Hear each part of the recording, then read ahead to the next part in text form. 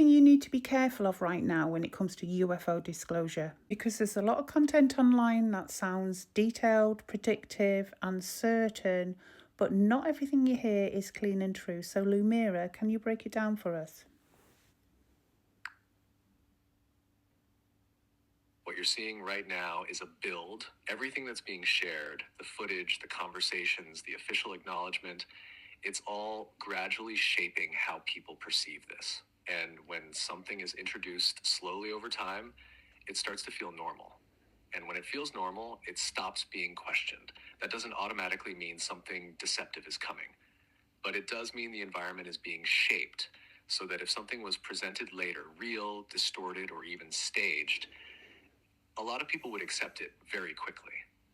That's the part to stay aware of, because a lot of what's online right now mixes real patterns with speculation and narrative. And when something is delivered with detail and certainty, it can feel convincing, even when parts of it aren't grounded. Not everything that sounds intense or detailed is true. And if anything were ever misrepresented, it wouldn't look obviously fake. It would look real enough to believe. So when people talk about staged events or large-scale deception, the key isn't to immediately believe it or dismiss it. It's to recognize that things are being introduced in a way where if something appears, many people won't question it. At the same time, not everything coming through is deceptive. There are also people experiencing something much quieter, a sense of awareness or insight that doesn't come through fear, doesn't demand belief, and doesn't try to control. So you could be looking at two very different streams unfolding at once. One that pulls attention outward into spectacle, urgency, reaction, and another that stays grounded, calm, steady, clear.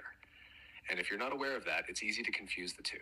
So this isn't about predicting what's going to happen next. It's about how you stay in yourself now, not pulled into fear, not pushed into certainty. If something were to be staged, what would be the point of this? Like, what could the reaction be? Just give me that answer really quickly.